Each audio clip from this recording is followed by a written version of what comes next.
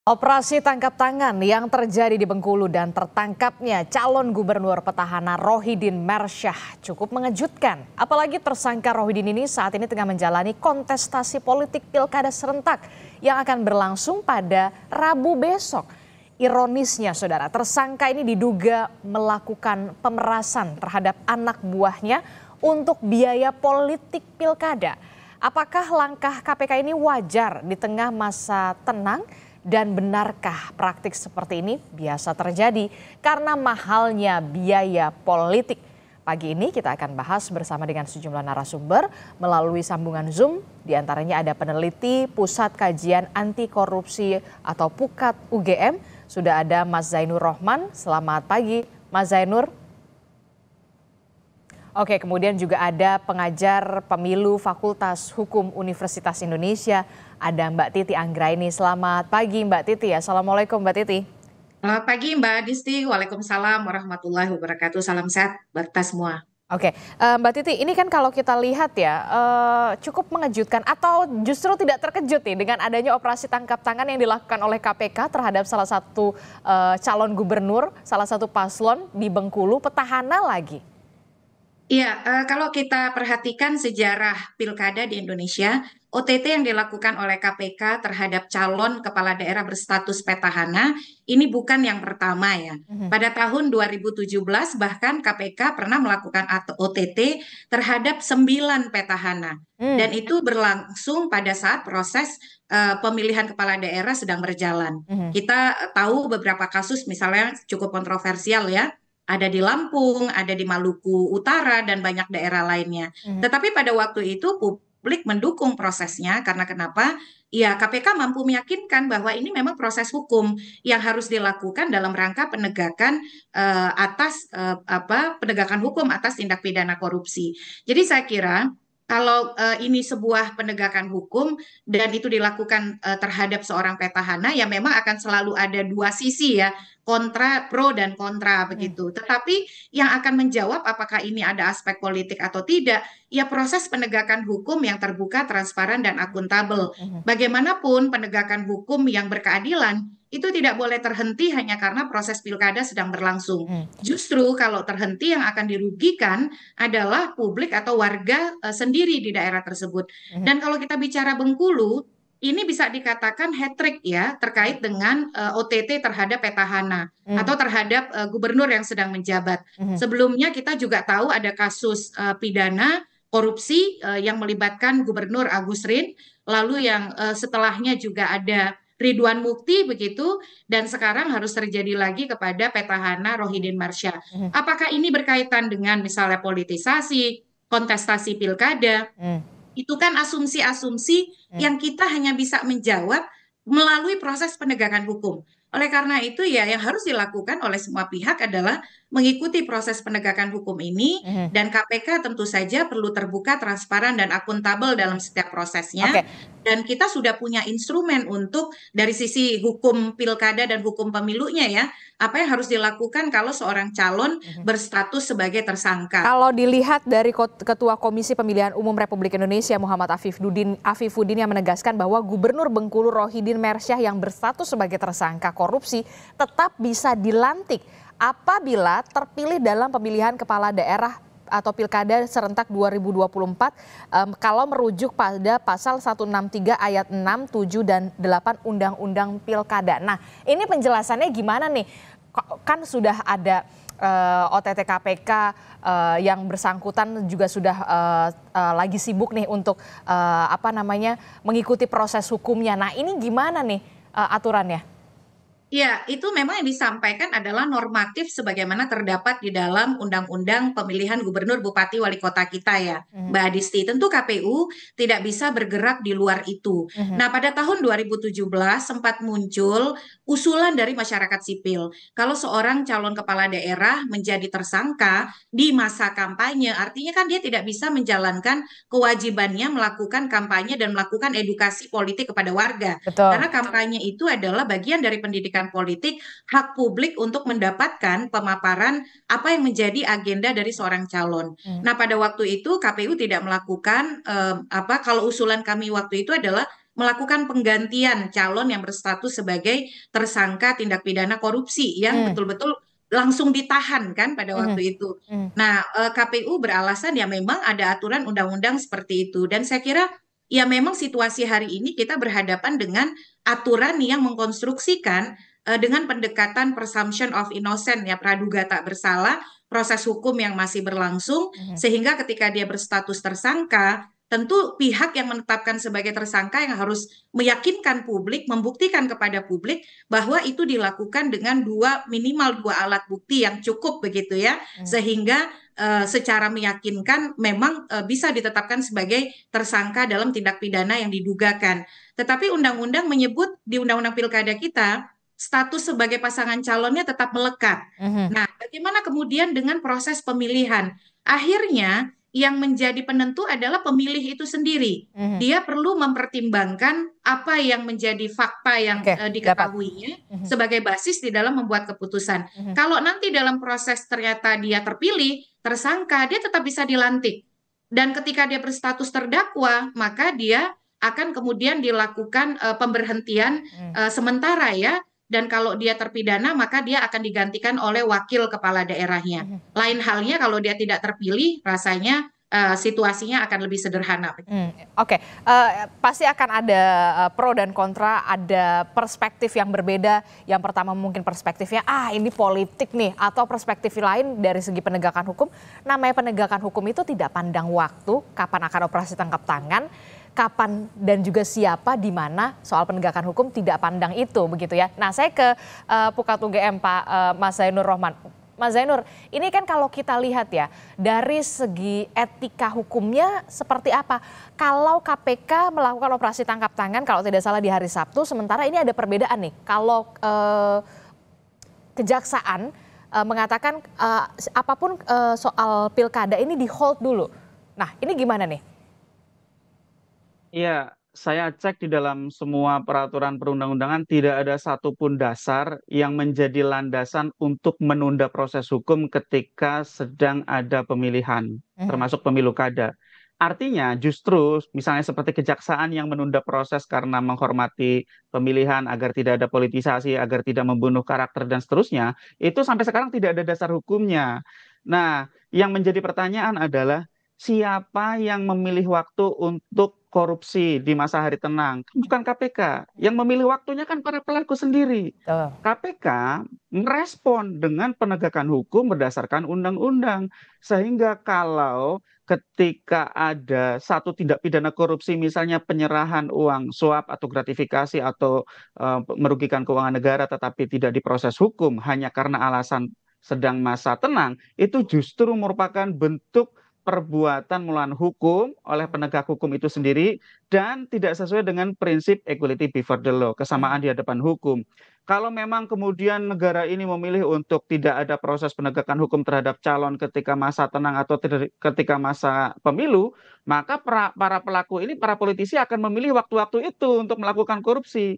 Kan sedang kebal gitu ya. Sehingga menurut saya yang dilakukan oleh KPK itu beralasan hukum selama memang KPK pegang dua alat bukti. Mhm, Karena kenapa sekali lagi dari sisi tempus, dari sisi waktu, yang memilih korupsi itu kan bukan KPK kapan waktunya. Yang oke, memilih kan para pelakunya itu sendiri. Sehingga oke. sekali lagi selama KPK pegang alat buktinya maka tidak ada satupun yang menghalangi proses penegakan hukum termasuk ketika sedang masa tenang itu, Mbak. Oke, tapi kontradiktif sekali ketika Kejaksaan Agung mengatakan kalau tidak salah apapun yang soal pilkada, soal masa pilkada ini di hold dulu. Nah, ini gimana? Agak kontradiktif nih, Mas Zainur. Ya, saran saya kepada kejaksaan dari dulu adalah tetap proses hukum. Mhm, Ya, menurut saya yang benar adalah tetap proses hukum. Tetapi yang paling penting adalah harus dua alat bukti, tidak digunakan untuk blackmailing, untuk karakter assassination, dan seterusnya. mhm, Harus sangat yakin bahwa itu memang sebuah perbuatan pidana yang tidak akan bisa terbantahkan lagi. mhm. Nah, kalau kemudian yang seperti ini ada korupsi, dibiarkan, justru masyarakat akan membeli kucing dalam karung nih. Menurut saya justru ketika ketahuan gitu ya, ada seorang calon kepala daerah melakukan tindak pidana korupsi dan melancarkan transaksinya menjelang hari pemungutan, itu memberi kesempatan kepada masyarakat untuk berpikir ulang apakah akan memilih atau tidak memilih. Silakan masyarakat tentukan sendiri. Tetapi dari sisi penegakan hukum, penegak hukum itu memberi semacam keterbukaan informasi kepada publik mengenai perbuatan yang telah dilakukan oleh pelaku. Sehingga sekali lagi menurut saya tidak usah ada kekhawatiran. Misalnya apakah ini adalah satu proses politisasi dan seterusnya. Menurut saya soal politisasi penegakan hukum itu memang dari satu sisi tidak terhindarkan. Kenapa? Karena biasanya yang lapor akan terjadinya transaksi suap itu tidak lepas dari rivalitas. Misalnya apakah itu tim suksesnya lawan, kemudian tim hukumnya lawan dan seterusnya. KPK tidak menyoal siapa yang lapor. Yang disoal KPK adalah benar tidak laporannya. Kemudian kalau itu Dan ada buktinya atau ditindaklanjuti tidak? dengan betul, kalau ada buktinya ya tinggal ditangkap gitu ya. Kalau tidak ada buktinya, jangan sekali-kali menersangkakan orang. Jangan sekali-kali hanya menyandra seorang calon kepala daerah karena pesanan-pesanan politik atau atas informasi yang belum pasti gitu ya. Kalau sudah tangkap tangan, KPK pasti sudah pegang hasil sadapan, KPK pegang alat bukti, KPK sudah pegang saksi-saksi, bahkan mungkin sudah ada bukti audiovisual dalam bentuk CCTV kah atau dalam bentuk kamera pantau kah atau lain-lain. Sehingga menurut saya dengan OTT seperti ini KPK tidak membuka kesempatan misalnya mengulangi kekalahan kemarin ya. Saya tidak sebut kesalahan, mengulangi kekalahan di Kalimantan Selatan. Kenapa? Karena waktu itu KPK OTT di lingkungan Pemprov Kalsel, tetapi gubernurnya itu tidak berada di tempat. Kalau tidak segera diamankan, dilakukan penangkapan dan diikuti dengan penahanan, maka menurut menurut hakim pra-peradilan harus mengikuti prosedur penanganan perkara secara reguler, diawali dengan pemanggilan, diawali dengan pemeriksaan sebagai saksi di tahap penyidikan, baru diikuti dengan penetapan tersangka berdasarkan putusan Mahkamah Konstitusi nomor 21 tahun 2014. Nah, ini KPK sudah belajar agar tidak kalah lagi seperti Kalsel, sehingga ketika ada informasi akan terjadi transaksi, dilakukan pengumpulan informasi, Langsung ketika bergerak transaksi cepat. itu dilakukan, kemudian langsung gerak cepat, ditangkap, dan kemudian sekarang semua sudah ditetapkan sebagai tersangka. Tentu kita apresiasi langkah cepat dan juga langkah tegas yang dilakukan oleh Komisi Pemberantasan Korupsi ketika ada operasi tangkap tangan, buktinya sudah jelas, orangnya sudah jelas, langsung ditahan. Jangan sampai kemudian seperti dalam tanda kutip kecolongan di beberapa kasus yang tadi Anda sebutkan tadi, Bung Zairul Rahman. Tapi yang kemudian menarik di sini adalah dugaan. Dugaannya adalah soal pemerasan yang dilakukan oleh paslon tersebut, Rohidin Mersyah. Dugaan, saya masih mengatakan dugaan, melakukan pemerasan terhadap pejabat di lingkungan pemerintahan untuk bisa menyetorkan sejumlah uang dalam tanda kutip biar amanlah posisi mereka. Nah, modus-modus semacam ini sebenarnya bisa terendus lama kan oleh KPK? Betul, ini adalah salah satu modus tradisional di mana pejabat menekan bawahannya, ini misalnya menekan para kepala dinas ya, kemudian mereka diminta untuk mengumpulkan sejumlah uang.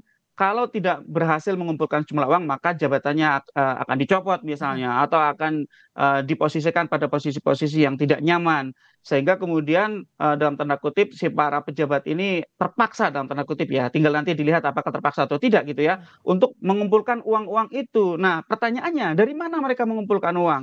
Sumber tradisionalnya yang pertama tentu dari anggaran Pemda. Ya, mereka kemudian memotong apakah itu kegiatan, honor, dan lain-lain kemudian diakumulasi menjadi setoran. Atau yang kedua biasanya dari para penyedia barang dan jasa, dari para kontraktor, vendor, supplier ya. Mereka diminta 7%, maksimal biasanya 10-12%, itu digunakan untuk setor kepada pimpinan mereka. Yang seperti ini kan terlihat misalnya kemarin di kasusnya Kementan, ya Syahrul Yassin Limpo, ini sama persis lah saya pikir lah. Atau di kasus-kasus sebelumnya misalnya dulu jual beli jabatan di Klaten, atau di tempat-tempat lain, ini adalah modus-modus yang sangat familiar oleh KPK, karena KPK menangani banyak perkara yang seperti ini. Dan tadi betul, harusnya ini bisa terendus sejak lama ketika ada orang-orang yang diperas pick up, meniup peluit menjadi whistleblower. Tetapi kan kemudian kadang-kadang ditunggu sampai waktu yang mereka yakin bahwa mereka akan aman gitu ya. Atau kadang-kadang timbul ketakutan dari calon-calon pelapor ini, takut akan keselamatan karirnya, bahkan bisa takut sampai kepada keselamatan jiwanya. Jadi menurut saya memang ini jahat sekali yang dilakukan gitu ya. Kenapa? Karena memotong. Yang dipotong biasanya itu termasuk honor-honor, termasuk Oke. biaya perjalanan dinas. Mhm. Itu menurut saya kesejahteraan ASN itu sudah terbatas, masih lagi dibebani dengan beban-beban yang sangat jahat seperti ini untuk pendanaan politik. Sekali lagi untuk pendanaan politik. Jadi Mhm. memang pendanaan politik salah satunya adalah menggunakan sumber-sumber haram seperti korupsi. Dan ini kemudian akan menimbulkan korupsi-korupsi yang lain. Oke. Karena para pejabat di daerah ini harus mengumpulkan, Mbak, harus mencari sumber dari manapun kemudian untuk setoran itu tadi. Oke, dan kita tidak bisa menutup mata kalau memang faktanya biaya politik memang benar-benar mahal ya Mbak Titi dan juga Bung Zainur Rohman ya. Saya ke Mbak Titi. Mbak Titi, ini kalau kita lihat ya memang tadi Anda sebutkan faktanya adalah ketika aturan yang mengatakan bahwa di pasal 163 ayat 6, 7, dan 8 Undang-Undang Pilkada ketika seseorang menjadi tersangka kemudian terpilih, itu tetap bisa dilantik, namun baru bisa dicopot atau diberhentikan ketika sudah ada status hukum yang ingkrah, dalam hal ini adalah terpidana, begitu ya.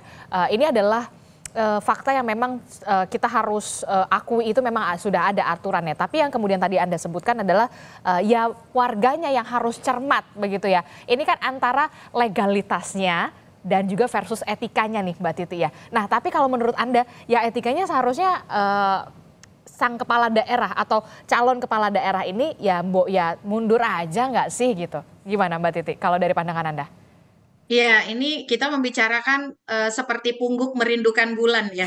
Karena etika publik itu selalu punya jarak atau terdistorsi dengan etika elit. Mhm. Selalu elitnya berpandangan ya kita ikuti proses hukum, praduga tak bersalah, Betul. tetap solid dan lain sebagainya. Mhm. Dan itu kemudian di beberapa hal juga ditangkap oleh pendukung yang selalu punya narasi ini soal politisasi, ini dijebak dan lain sebagainya. Mhm. Jadi ini memang menjadi tantangan bagi KPK ya untuk membuktikan di tengah tadi etika elitnya yang sulit untuk mendapatkan etika paripurna begitu. Walaupun kita ikuti beberapa negara maju, ketika mereka misal belum tentu bersalah sekalipun, tapi ketika mereka sudah masuk dalam suatu skandal atau kemudian yang kontroversial ya, mereka akan dengan rela hati dan sukarela dengan itikat baik untuk memilih keluar dari gelanggang demi menghormati proses hukum.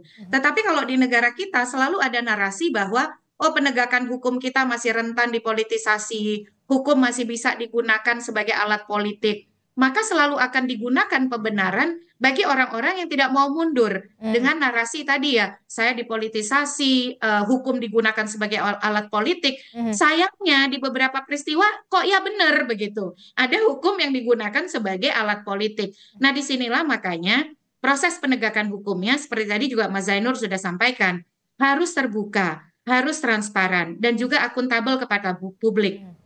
Menyampaikan secara terbuka perbuatan apa yang disangkakan, bukti apa yang kemudian ditemukan dan digunakan sebagai basis untuk menetapkan status tersangka.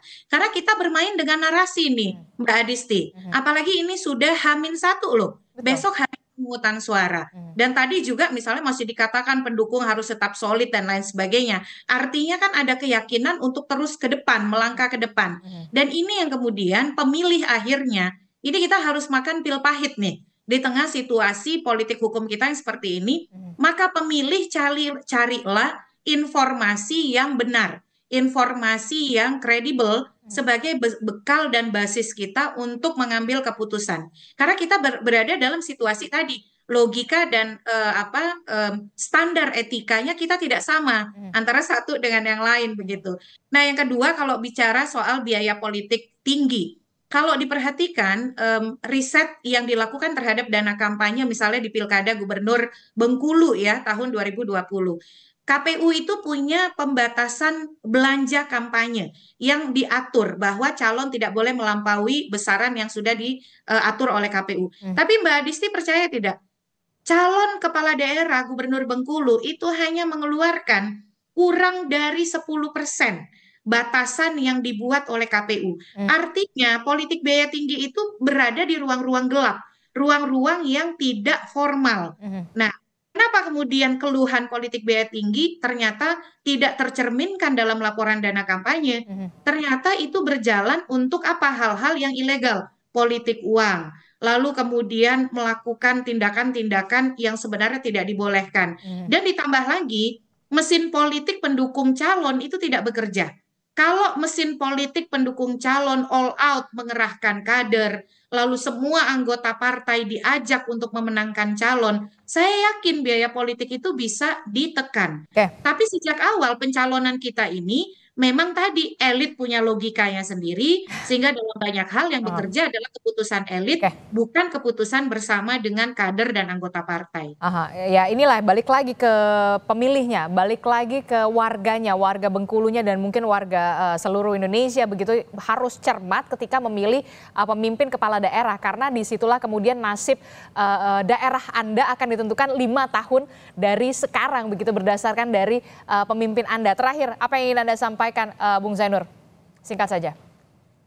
Ya, KPK harus akuntabel. Saya setuju dengan Mbak Titi. Jangan berbuat kesalahan sekecil apapun ketika menangani perkara Bengkulu ini. Kenapa? Karena ini mempertaruhkan kredibilitas KPK. Yang kedua, tapi saya tetap mendukung upaya yang dilakukan oleh KPK karena memang ini adalah perintah undang-undang. Tidak ada cara lain ketika ada terjadi tindak pidana, maka harus ada respon dari aparat penegak hukum untuk melaksanakan dan menegakkan undang-undang. Yang ketiga, saya harap KPK, Kejaksaan, Kepolisian itu sekarang patroli sebaik mungkin. Ini hari-hari yang sangat menentukan, di mana juga setan bergentayangan, ya, politik uang disebar kepada para pemilih menjelang besok pagi serangan fajar, sehingga kalau ada pelanggaran terhadap undang-undang harus ada penegakan hukum, harus ada konsekuensi. Yang terakhir dari saya tentu demokrasi adalah tergantung suara rakyat. Rakyat silakan menggunakan hak pilihnya, tetapi rakyat harus ingat bahwa kalau memilih calon-calon yang korup, maka jangan salahkan pemimpin mereka ketika kemudian hari akan korupsi. Masa depan daerah Anda ditentukan termasuknya oleh Anda sendiri. Jadi jangan pilih yang korup. Oke, ketika calon-calon kepala daerah Anda dalam tanda kutip akan ada serangan fajar besok, jangan salahkan ketika mereka menjadi pemimpin Anda, uang itu harus dikembalikan kembali begitu ya untuk upaya untuk mengembalikan biaya politik yang kita lihat memang benar-benar mahal. Terima kasih Bung Zainur Rohman telah bergabung bersama kami, Mbak Titil telah bergabung bersama kami. Kita harapkan semuanya masyarakat ini sudah cerdas dan juga cermat betul siapa pemimpin yang benar-benar berkualitas untuk memimpin daerah mereka masing-masing untuk 5 tahun ke depan. Terima kasih. Assalamualaikum, selamat pagi.